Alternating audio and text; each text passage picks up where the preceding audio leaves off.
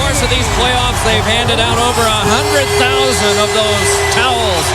But what about the nervousness factor with the Penguins, Eddie? You know what, Doc? I talked to a couple of the players, Ryan Mellon, Brooks Orbert, Maxime Talbot, and all they talk about, it's about opportunity for the Penguins still.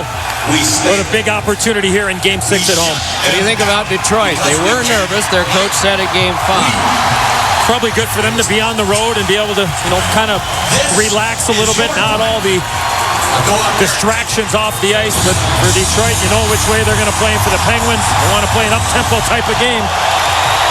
First face-off won by Detroit. Samuelsson and Filppula begin up front, along with Johan Franzen for Detroit. The workhorses on defense are out there for the Penguins. Sergei Gonchar, who was hurt in game number 5, but did come back for the last shift. And Brooks Orpik, who was sort of Mr. Everything. Along with this is Brian Rafalski, one of the workhorses for Detroit, matched up with Nick Lidstrom as this went off Dupuis. Yanked on back to the Gonchar corner, and it bounces across, and getting out of the way of a hit was Hossa, as it tipped along by Lidstrom. Lidstrom one more time. Sidney Crosby remains out there with his unit right now as the Red Wings are in the midst of a change. And they get Datsuk and Zetterberg and Holmstrom out there against Crosby. And now the Penguins are in the midst of trying to get a change made too. Little feed in front went off the glove of Hossa, who has not come off yet, but Jordan Staal is out there for Pittsburgh. Taken along by Hossa, knocked away from him by Zetterberg, rushed on back for a shot by Lilia that was blocked down by Orpik, and he's shaking his right hand as if it was struck there.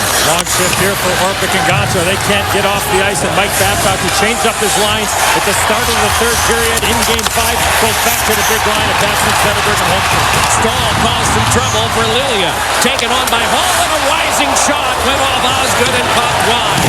Oh, and a healthy hit that came on Dane Cleary. Taken by Lilia. Max Talbot harasses him. Puck squib behind. Brett Lebda turns. What a loud crowd this is. Topped on out now by Dallas Drake as the Red Wings just want to get things quieter here. Time for the team leaders presented by the United States Marine Corps, and they are the guys with the extra equipment. Chris Osgood, 41 out of 41 in the first 2 games and 2 shutouts, best goals against average. Marc-Andre Fleury, 55 out of 58 in the 3-overtimer in Game 5. Our Marine Corps team leaders, and are they ever? We talked about their good hit right off the bat there by Maxime Talbot, finishing his check, and as soon as that happened, Doc, everybody here in Pittsburgh rose to their feet with that big hit. Offside is called against Ryan Mellon.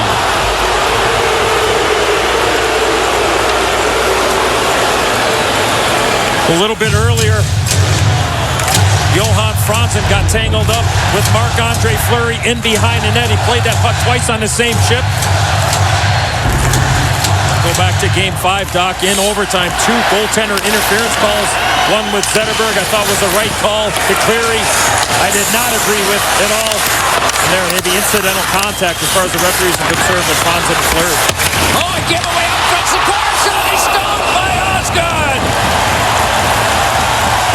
Time to go inside the glass. Brought to you by Ed Shave Gel, and here's Pierre.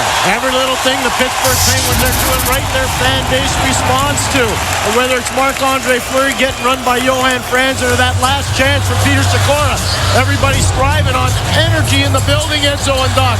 Kronwall with the turnover and a quality chance for Peter Sikora, the first real quality chance of this game. And you know, Ed, we were talking about goalie interference. That Franzen play was much more of an interference play than the other ones we saw in Detroit.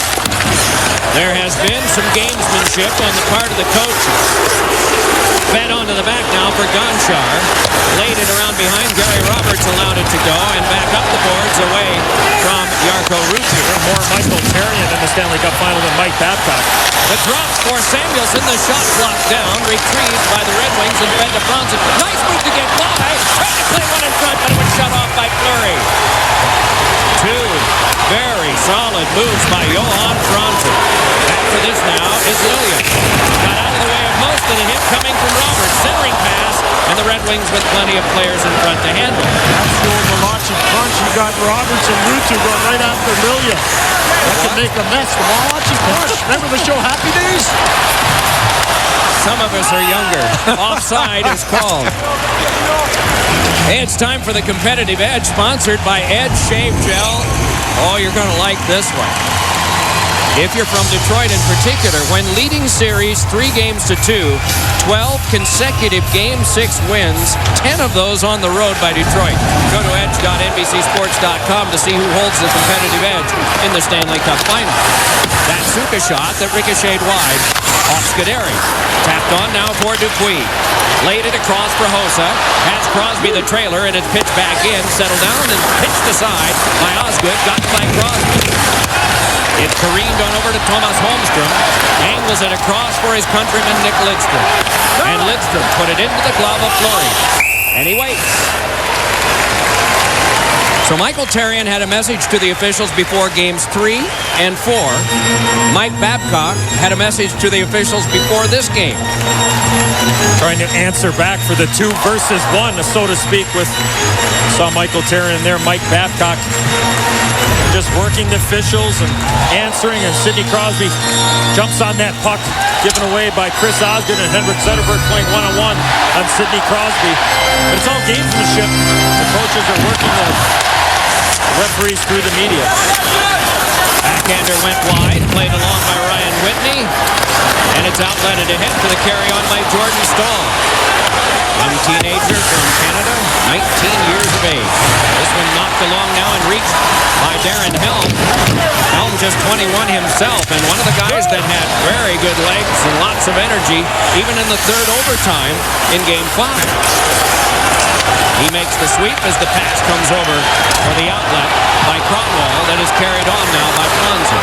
Pulls up in traffic but had it knifed away. We're going to get a penalty call. It's going to be interference on Daryl Sador.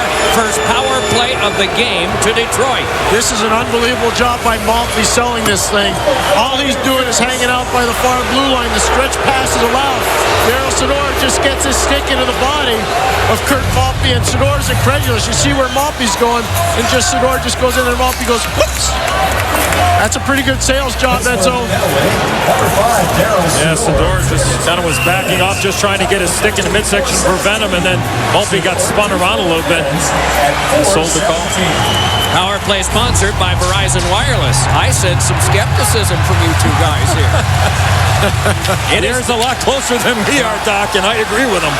That was unbelievable. I was watching that, and it was a late reaction by Brad Watson. He actually reacted to Maltby going down, not the initial play by Sador. Brad Watson, Mark Jonette are the referees.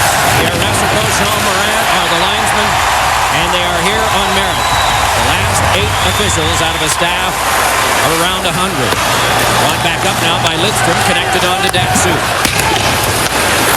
So Hal Gill apparently will get the job on Holmstrom if they get it set up that way. Nick Lidstrom filters a pass on to Datsuk. Fed across now, Zetterberg to the back and played by Lidstrom again. Off of Datsuk, played by Holmstrom, but that ricochet boost to be fed along by Scuderi. Rafalski back to Zetterberg, but Scuderi again, and he banked one around that can be corralled by Datsuk. Pavel Datsuk holding. 45 uneventful seconds so far. Rafalski with a shot, he scores! Brian Rafalski! And now an eventful finish to the power play early. The Red Wings have struck first. Oh, Edzo, Rod Scuderi had 2 chances to get it out, Edzo, and they didn't get it out. That was Thomas Holmstrom that knocked down the puck when Scuderi had it. And the puck's going to move around the wards. And good passing. We saw the big goal the other night by Pavel Datsuk. But again, Thomas Holmstrom, the puck pursuer, as Mike Babcock calls it. And watch the players. Scuderi gets it. He's going to try to fire it around. Right there, and Holmstrom knocks it down, and that allows Pavel Datsuk to get to that loose puck. And again, support. And Rafalski comes in and is able to elevate the puck past Marc-Andre Fleury. No chance with Holmstrom screening. What a pass there by Zetterberg. Filppula brought it ahead, and that one went off a leg. Carried back out again, but left behind by Hossa. Picked up by Michael Samuelsson and connected on to Filppula once more. He pivots. As a man breaking, and the pass came near Franzen, thrown by Samuelsson out in front, and Filppula came up with it. Lidstrom a shot, blocked by Crosby, carried back out by Hossa. And offside is called against the Penguins. Edzo and Doc, one of the things they're talking about on the Pittsburgh Penguins bench, help your defensemen out. Make sure they know they have time to make plays. Tell them where to go with the puck, especially when you're penalty killing. The Red Wings are doing a great job taking away the board. So maybe, now when you're penalty killing Pittsburgh Penguins, get the puck up the inside part of the ice, not around the boards. There's a good eye on that Holmstrom thing. Bang on. That was a huge component of the play. Just anticipation and support. And that last play, that last offside, 5-on-5. The one thing the Penguins have done a lot better job of after the first 2 games of the series is recognizing they got to chip the puck in behind the defenseman for the Red Wings. Make them turn, make them go back. And that last play, Hossa had a chance to get it in deep. And that's really the first time 5-on-5 tonight that they haven't done that. And there was an offside because Crosby was in a little bit too early. Drake played that one back in. Dan Cleary is there. Young man from Newfoundland sees it nudged along, tumbles to the ice, gets back up, but it is controlled now and brought back ahead by Evgeny Malkin. 21 years of age, part of the future of this team as a shot is off the wall before the basket and then turned into him from behind the net. Malkin had it punched away by Brad Stewart. Malkin fed to the back, ripped across to Ryan Whitney, sped it along to Sikora. Little stick work there from Cromwell brought the attention of the fans. A shot deflected up to the glass by Chris Osgood. Played to the half board, bumped out of the way by Malkin was Drake, and he gets up and has something to say. It is Sador. Drake decided to knock a man down. Meanwhile, coming by but unable to get it was Darren Helm. Felt he had a free one apparently. And it is Helm stepping back ahead with it. Darren Helm to the outside, and that ricocheted back to center. 13:20 to go in the first. The Red Wings goal. Rafalski from Zetterberg and Datsyuk. Helm brings it ahead. Got it on the wing for the return from Maltby. Helm turning around behind as Yuri Hudler drifting near him. Shot by Lilia is deflected up into the net. 1 goal in the game. Brian Rafalski got it. Detroit with the early lead. There's Brian Rafalski, the goal scorer. Watch on the right part of your screen. There's Big Hal Gillen behind Rob Scuderi. Right off the right shin pad and in behind Marc-Andre Fleury. An excellent look. Get the puck to the net. The Red Wings talked about before Game 6. 1-0 lead for Brian Rafalski and the Wings. And you see how concerned they are with Thomas Holmstrom. That's why Hal Gill's going to the opposite side of the net. They're really concerned with Holmstrom. Dupuis, but it was left behind by Crosby. Fed back across for Zetterberg. Lifted one that went across the net mouth wide for Holmstrom. Shoved a bit there, but it is played back ahead by the Penguins. Dupuis tried to get it in, but the Red Wings all over it. And then Dupuis, and then some puck-changing possession here. And some of that may be coming from the humidity. We don't know, but Pierre has a better look at it. And maybe we can have that subject covered shortly. Punch back along. It was in the 80s here today. Cloudy, there was a lot of humidity and rain. As Crosby turns, and that knocked away. Just seen some passes that weren't as true as we would expect them early in the period, that's all. Bent back further and turned off of Gonchar. Then it is Dupuis, and we get a stoppage of play and an offside. As the period goes on, ice will deteriorate. Pierre. Well, if you're going to play in a matchup situation, Detroit gets a matchup because of the TV timeout. Look how Sidney Crosby's enveloped. Rafalski, Lidstrom, Zetterberg, Datsyuk, 4 bodies against 1 body. If you're the Pittsburgh Penguins, you're not going to win a lot with that kind of isolation coverage on Sidney Crosby. It would behoove the Pittsburgh Penguins to stay away from that matchup on home ice. And the ice conditions are starting to deteriorate. It's an old building built in the early 1960s. It was really cool here before the game started. It's much hotter now. As a player, you recognize that and just got to keep the game simple. If you're going to pass, you got to make sure you pass the puck hard. Don't take anything for granted. An icing call, expecting somebody to get the puck. Everything's got to be hard when the ice gets bad. Dallas Drake ahead. Shot one that was deflected wide by Ryan Whitney on defense. Tipped along further, and Adam Hall was leaped into by Drake. Didn't get as much of him as he wanted. Didn't get a penalty either. Turned along by Draper and fed further by Cleary. Perhaps because he didn't get as much of him as he wanted. Here's Leptis standing up at the line, and Jordan Staal sending it back in. And a penalty is coming up to the Detroit Red Wings. A charging call made from the center ice referee, Brad Watson. Dallas Drake with a running charge at Ryan Whitney.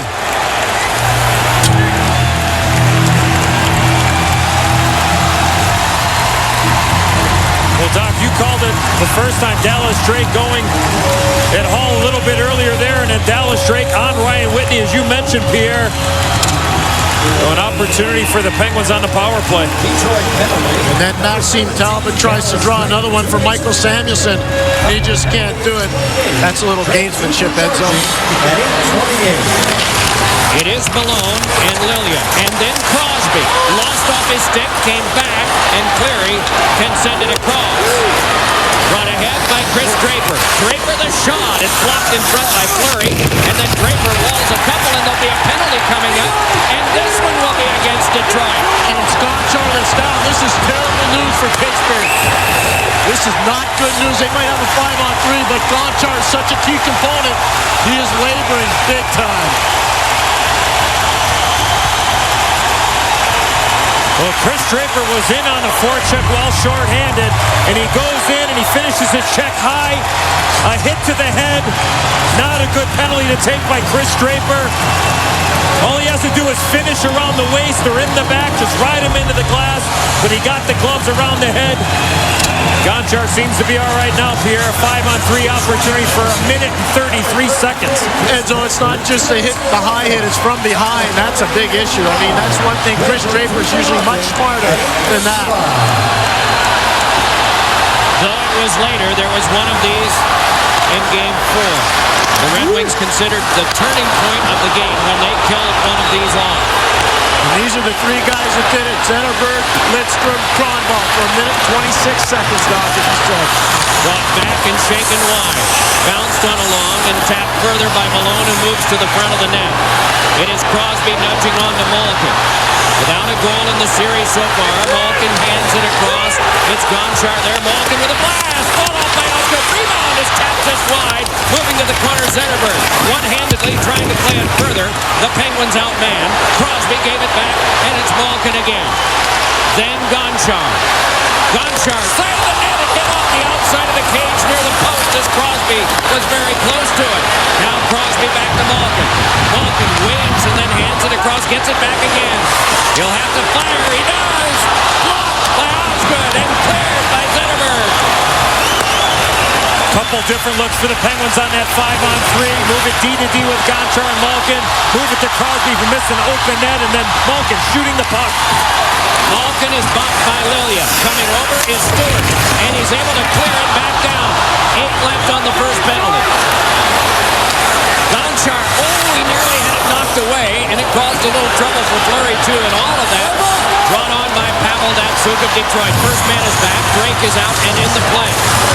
20 to go on the 5-on-4 power play.